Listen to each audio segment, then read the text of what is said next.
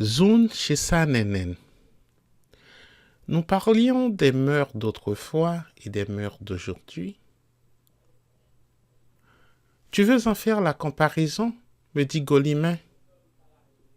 Eh bien, mon ami, causez-moi des chita. Asseyons-nous, nous serons plus à notre aise.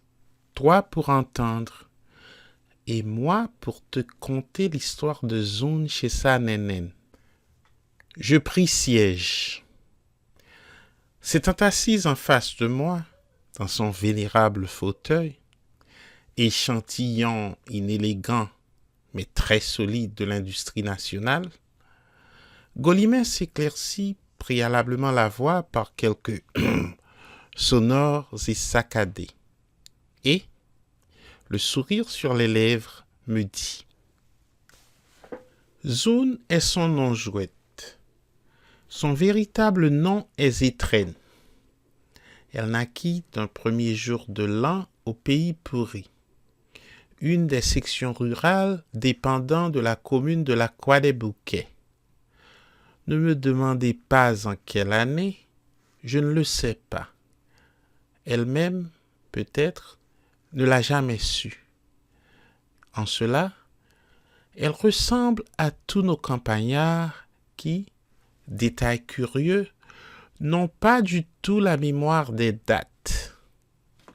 Pour pouvoir situer un fait quelconque dans le temps, ils le font coïncider, parfois pas tout à fait exactement, avec d'autres événements plus ou moins retentissants, d'ordre ou naturel, ou domestique, ou politique. Le moindre inconvénient de ce procédé mnémonique est qu'il déroute tout le monde, à commencer par ses propres inventeurs. En effet, plus on les presse de s'expliquer, plus ils s'embrouillent et nous embrouillent.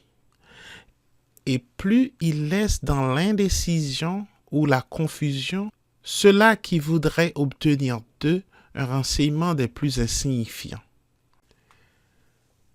Comme Zun me paraissait entre deux âges quand je la connus, je puis vous dire, à la manière de nos habitants, qu'elle a vu le jour à cette époque appelée communément le bon temps, où tout le monde, quelques-uns exceptés, ne voyait que dans les bouteilles noires, où les esclaves d'hier, dans l'appréhension d'un retour offensif des anciens maîtres, et redoutant les énervantes et longues abstinences, se livraient, avec une hâte fébrile, au plaisir de la chair et des barbacos, où la débauche avait atteint un tel degré que deux matelotes, comme deux sœurs, pouvaient vivre sous le même toit sans scandaliser personne, où l'adultère était autorisé par la loi, puisque les hommes mariés, ils étaient rares pourtant, avaient la faculté de reconnaître un enfant né,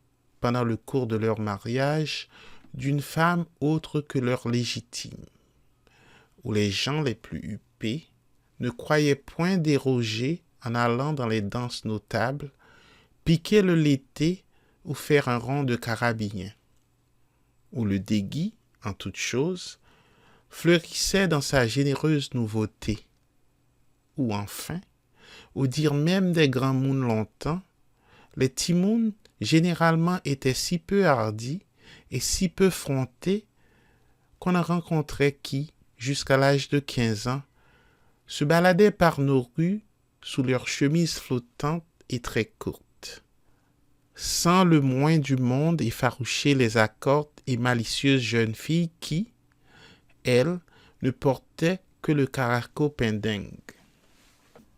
Ces renseignements nous permettent d'avancer, avec quelque chance d'être plus ou moins exacts, que Zun est une créole de Boyer, ou, si vous aimez mieux, de Pétion, de ce bon Pétion qui, avec une philosophie douce et résignée, arborait son tricorne, dont les cornes, affirme la légende, étaient moins longues que celles que lui donnait, de complicité avec la belle mamselle Joute Lachenay, son ami Jean-Pierre, lequel devait prendre à sa mort et sa succession politique et sa succession maritale.